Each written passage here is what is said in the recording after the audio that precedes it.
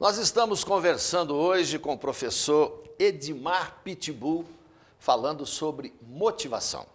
E a gente estava terminando falando sobre como é sacudir uma empresa quando ele chega para fazer uma análise, de enfrentar aquilo que ele chamou de assassinos de sonhos. Edmar, me ocorreu aqui uma ideia. Você chega numa empresa, encontra funcionários desmotivados, que ficam enrolando, que não fazem o trabalho direito e você trabalha nisso. Agora, quando o enrolão é o dono, é o diretor, ele não se reciclou, o tempo dele passou, ele não sabe transmitir uma orientação às pessoas, porque a equipe precisa de ter um chefe que saiba conduzi-los com clareza, com objetividade. E quando o problema está no chefe, no dono, na pessoa que o contratou, e você chega à conclusão que a equipe dele é boa, que ele é que precisa ser substituído. Como é que você faz? Cleiton, isso acontece demais. Como eu te disse, nós estamos aqui falando de situações de consultoria das quais eu quase não atuo. Eu atuo como consultor, mas muito pouco. Mas nós costumamos dizer assim, o senhor está disposto a mudanças? Sim. Está disposto mesmo? Tá, então vamos colocar uma cláusula aqui no contrato sobre isso. O que a gente identificar aqui no exame clínico, nós vamos levantar um diagnóstico. O senhor está disposto mesmo? Porque às vezes é gripe. A gente resolve aí com medicamentos assim, mas às vezes é câncer. Eu vou ter que fazer algumas amputações. Não, o que o senhor falar, nós vamos fazer e tal, tal. A gente já viu que é ele. Mas aí nós vamos trabalhar, porque não tem jeito de corrigir um rei com dureza. Tem que parafrasear para ele poder entender. Ele entende que ele pode ganhar mais e viver melhor, ter qualidade de vida, se ele mudar. Jeitosamente, você vai fazê-lo ver que o problema está nele, que ele precisa, exemplos. E que você precisa. E a maioria das pequenas empresas são familiares. Então, trabalha a esposa no caixa ou a filha, e alguns estão lá porque a empresa é do meu pai, é do meu marido.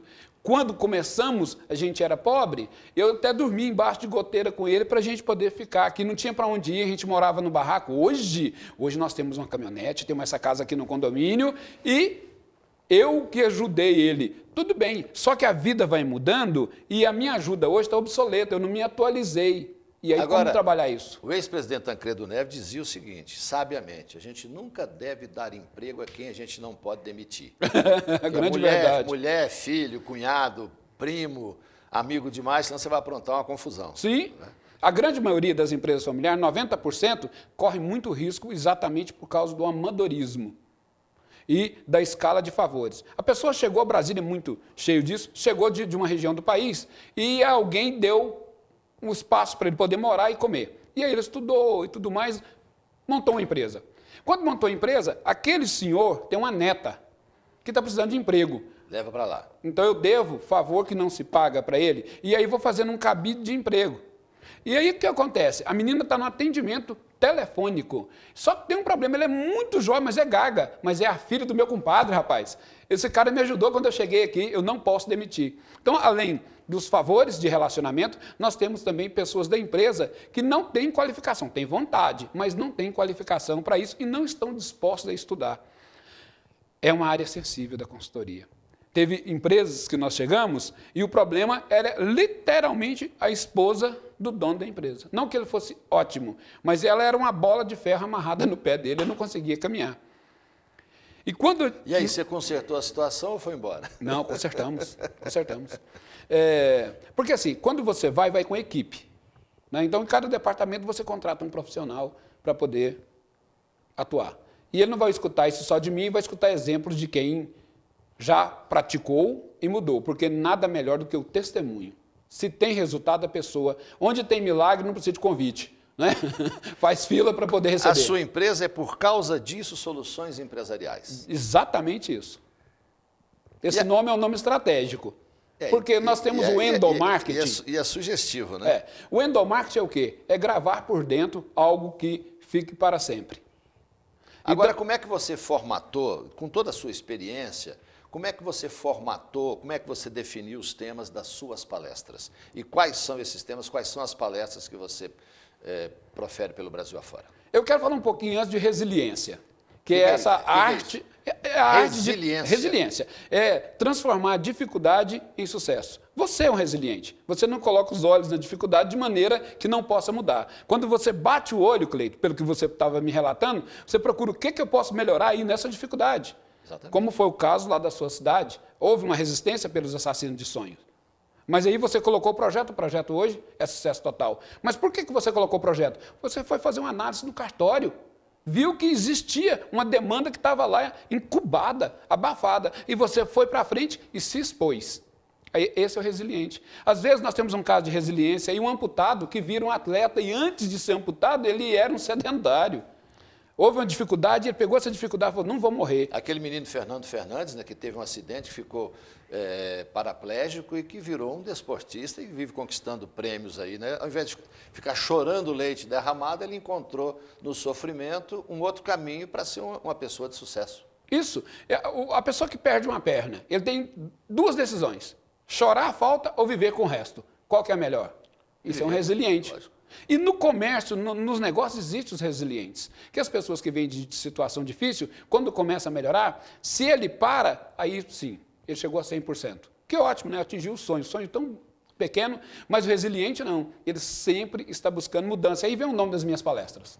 E aí é o seguinte, você mesmo praticou isso na sua experiência profissional, porque você fazia as duas coisas. Você começou fazendo consultoria. Sim. Depois você comecei começou vendendo. Comecei vendendo. Depois você chegou na consultoria e começou a fazer palestras. Sim. As palestras adquiriram um volume tanto que você foi diminuindo gradativamente a sua participação na consultoria. Isso é um aspecto que todo empresário tem que ter a capacidade de vislumbrar. Ele tem que, porque às vezes a vida nos leva para caminhos que a gente não está nem pensando. Totalmente. Mas a pessoa tem que ter a capacidade de ler isso. E você fez isso, você diminuiu a consultoria para aumentar aquele segmento em que você viu que poderia ser mais útil, ao invés de você cuidar de uma empresa, você motivar pessoas que vão fazer por você o trabalho que você faria na consultoria. Totalmente. E dentro da empresa se chama departamentalização.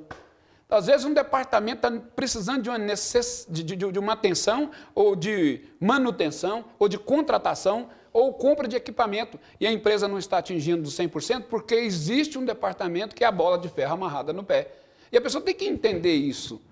Então, quando eu fiz essa minha primeira palestra, foi exatamente assim, querendo tirar da pessoa, porque o slogan... Qual foi a primeira palestra? Motivação Pitbull, desperte a fera que existe em você. É tirar o melhor de dentro da pessoa. A fera existe em quase todos, mas tem aqueles casos perdidos que esse é melhor tirar de dentro do canil, deixar só Nem o pitbull. comida para fera serve, se comer, estraga ainda. Então, com o passar, eu fui algumas vezes em algumas empresas, já me levaram em alguns estados, me contrataram de novo. Eu falei, mas vocês querem ouvir a mesma palestra? É, porque tem uma equipe nova que não ouviu o senhor. Tem empresa que eu já fiz em Motivação Pitbull 5 vezes. Eu pergunto, quem aqui já me ouviu? Um monte de gente. Eu falei, mas que paciência, gente, muito obrigado. É que eu trouxe meu sócio, é que eu trouxe meu marido. Então, é muito interessante. Mas, né, a gente vê alguns palestrantes, quando está o outdoor dele aqui, está escrito assim, novo tema, porque a cara dele já está carimbada. E aí eu criei a segunda palestra, que é Alcançando Metas. Todo mundo precisa de ter uma meta, transformar o sonho em meta. Coloca data. Uma coisa que você falou que é fundamental em qualquer atividade humana, foco. Se você focar, você consegue. Se você dispersar, você pode até conseguir, mas demora mais, né? E às vezes você se perde no meio do caminho. O foco é fundamental, que é isso, né, que você está falando nessa palestra. Em tudo. O consultor ele tem uma propriedade de perceber vários negócios, porque quando ele vai ensinar, ele aprende. Em toda empresa que eu fui, eu aprendi mais algumas coisas que eu agrego dentro da minha vida e aplico em outros segmentos. Então, a segunda palestra é Alcançando Metas. O que é meta, em grosso modo? Meta é colocar data no sonho, é colocar cor, é colocar modelo, é colocar tamanho. Formatar um desejo. Exatamente. Então, se eu coloco data, aí vem uma coisa, é vencer a procrastinação, que é aquela, com perdão da palavra, aquela desgraça de adiar tarefas. É o regime que só começa na próxima segunda-feira. Vou parar de beber na próxima segunda-feira, vou parar de fumar na próxima segunda-feira.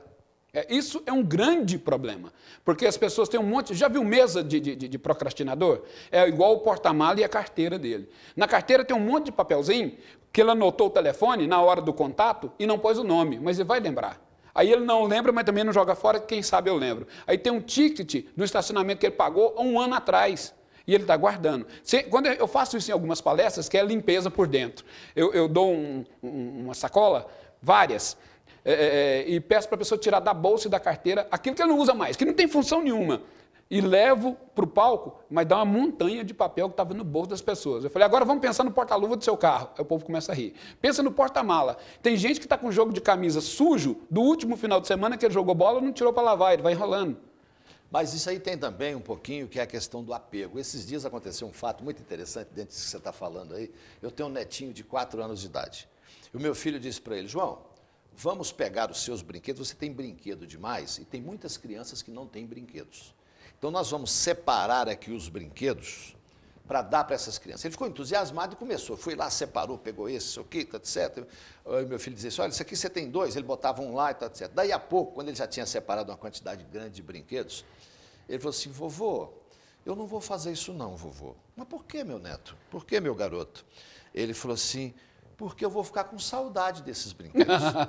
Exatamente. Então, é difícil o desapego. Eu digo o seguinte, se você tem uma camisa de pendurada no seu guarda-roupa, que tem um ano que você não usa, você nunca mais irá usá-la. Então, para que ela fica de pendurada? Na verdade, ela não é sua. É. Ela é do seu guarda-roupa. Né? Precisa achar um cara para vestir essa camisa. Então, o que eu estava te falando, a procrastinação hoje é um mal que existe nas empresas. A pessoa vai enchendo aqueles colante amarelo, que maravilha, né? Tem um monte e a pessoa não resolve nem o primeiro. O primeiro que era amarelo já está cinza, o papel já perdeu a cor. Por isso é que lá na Microsoft as mesas não têm gavetas. Não pode. Porque é um cemitério, é um cemitério. Exatamente. Né? A agenda do cara é bagunçado, a casa dele é bagunçado, o quarto dele é caso de polícia. E ele ainda tem uma máxima, não mexe na minha bagunça que senão me perca. Ele já está perdido tem tempo. E aí, quando nós vamos eliminando isso das pessoas, os departamentos começam a ficar mais enxutos, mais produtivos e transformamos a empresa como um todo de produção para produtividade. Então, essa é alcançando meta respondendo. Eu tenho motivação Pitbull, alcançando metas, liderança e ação. Como é bom saber liderar. Bom, nós vamos falar sobre a liderança, porque eu aprendi o seguinte, porque os liderados refletem muito a personalidade do chefe. No próximo bloco.